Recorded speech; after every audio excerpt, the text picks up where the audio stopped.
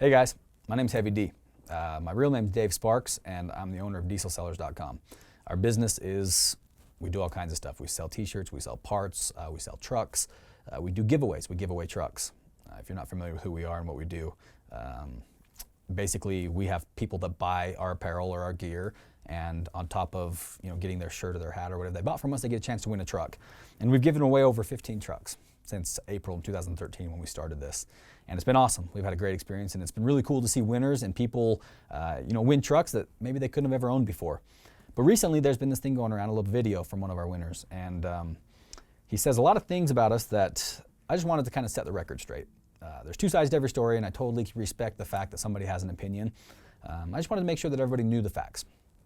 So basically this person won a truck from us in June of 2013. And we delivered the truck to him, and we didn't have the title on hand because we never take the title with us when we deliver a truck. We do that after, when we send out the paperwork and everything. Maybe it's asked backwards, but that's why we've done it, because people get excited and they want their truck. And when we get back to the office, we send them the paperwork. Got back to the office, found the title for this certain truck was missing. And we're a dealership, so we don't register things in our name. So the title was never in our name, which means getting a duplicate title is actually a little bit more difficult. Getting a duplicate title is not always a huge issue, but sometimes it can be tricky if you're not the one on the title. So we ended up tracking down the original owner of the truck, and we submitted for a duplicate title, and the state came back and said the truck had an old lien on it. The truck had been paid off years ago, but some bank forgot to sign out the lien release form and ended up showing that there was a lien on it. So this is when the title process became a little bit of a mess, because we had to track down an old bank that had a lien on this that wasn't around anymore, and we had to try to represent the individual who had the lien on the truck, which we didn't have authorization to do, and we couldn't get a hold of the previous owner. So we're stuck in a pickle, which means getting the title to the owner of the winner of the truck is going to become a tricky process. Well, we were in communication with him every few days talking about, hey, sorry, this is going to be a delay, working on getting the title, no problem. This is cool, no problem. I'll work with you guys. He was really cool. I could tell he started to get frustrated, as the time went on, he started to get more frustrated, and his dad actually got involved and started posting things on, emailing people and Facebook, and I've actually got a whole text thread between me and the winner here that talks about kind of what happened, what really happened.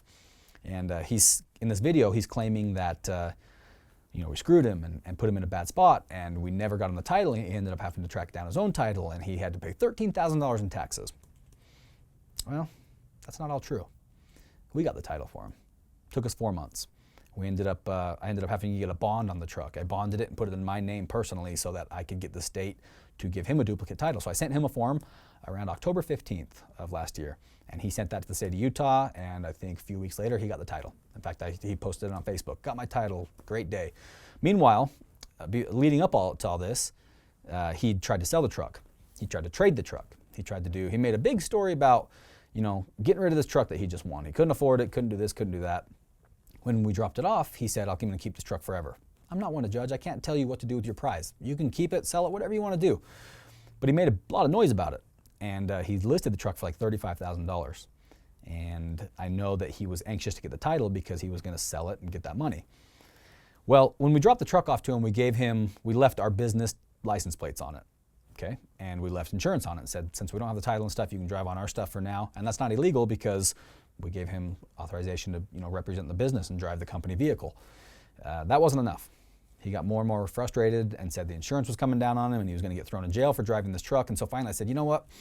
Don't drive the truck. Just don't drive it until we get the title. Well, that obviously didn't work because he said it was his only vehicle and he had to drive it. So long story short, June 12th, he received the truck. Sometime in November, he received the title. I agree. That's a long time, 5 months. But we did everything we could. We bent over backwards, literally did everything in our power, and ultimately wound up getting him the title, even though it cost us a lot of time and money. It was our responsibility to give him that title. Meanwhile, all this is happening, communicating very clearly with the winner, his dad gets involved and starts sending emails to people. And he even posted something on our Facebook page, which I thought was pretty crazy. He says, this is a post that he put on October 20th. Don't buy anything from these jokers. I know for a fact that the winner of the US 12 valve still doesn't have the title. Dave Sparks is good at saying he'll deliver, but the poor guy who won the gift can't do a thing with it. And that's kind of what the context we were getting from people. And I was getting calls from sponsors saying, hey, what's going on? Are you guys scammers? Are you guys scamming people out of the title? And I made them aware of the situation, and they totally understood. I got a text from the winner on October 20th that says, out of the blue, totally says, Dave, I apologize for my father doing what he did. And that was before I even knew what was going on. So I started looking at social media and realized, oh man, this guy's kind of going crazy, making us look bad. I thought the winner was aware of the situation. You know, maybe he's not communicating correctly with his dad, whatever. And so it goes on and on and on. And the guy continues to just send out emails and messages and just telling people how terrible we are. Meanwhile, we're doing everything we can to get the title. So finally got to the point where I said, hey man, this has got to go to legal issues if your dad continues to slander the company because he's saying things that aren't true. See, there's a big difference between, and I've always wondered this, there's always been this huge question in my eye of how can you sue somebody for slander? What is slander? Because you got like the websites called Ripoff Report and these different sites that are talking bad about companies. So here's the difference. If you have a bad experience with a company and the company made a mistake, you can tell them all about the bad experience you had with that company. Slander takes that to the next level. Basically, you start telling lies in order to damage the reputation of a company or of a person or something like that. So the fact that this person's dad started saying things about us that weren't true in order to get people to stop being our customers, well, that's slander. And so I told the individual that. I said, this is going to be a legal issue if this keeps happening. That was the last contact I ever had with him. He's talking about $13,000 in taxes, and I just wanted to hit that real quick. This individual is claiming that he had to pay $13,000 in taxes on a 1994 Dodge Ram 3500. I want to break that down real quick and see if his math adds up. Let's talk about federal tax. He's probably in the 15% tax bracket. Okay, so 15% on $15,000, what's that? $2,250. State income tax in Montana, it's about 6%. It's another $900. So that puts us right around $3,000. You got to pay registration fees in Montana, which you're about $200. I think that's about the total of registration fees after you pay your county tax and all that stuff. Turns out there is no sales tax in Montana, so he wouldn't have had to pay any sales tax to register the truck. I'm not 100% sure if he did register the truck because he ended up trading it off pretty quickly. Maybe he did, maybe he didn't. That's not my place to say. But as of right now, I've got like $3,500 worth of taxes. That's the most I can come up with. $13,000 are way off. Am I missing something? $3,500 max in tax. The NADA value of the truck is about $6,700, so he probably could have gotten away with less because he could just show book value and say, this is what the truck's worth. Anyways, I'm not here to talk bad about anybody. I'm not here to, if there's a lot of haters. A lot of people hate what we do, and that's fine. They can hate us and do their thing. The only reason I want to talk to you guys today is just to give you the facts. I've had a lot of people contact me about this video and say, well, why did you guys screw him over? Well, I don't feel like we did. Just want to tell you guys exactly how it went down. There's going to be some screenshots throughout this video showing you, text conversation with him so that you know that this is real.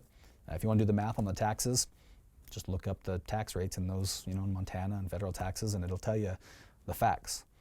I'm sorry you had a bad experience. I got a text from you that said that this is the greatest thing that ever happened to you, and we would forever be the best guys in your eyes. That was in September of last year. Sorry, man. I don't know what else to tell you. And anybody else who's watched the video or said, you never spend money with our company again, that's okay. Sorry you feel that way, but at least now you know the facts. Thanks.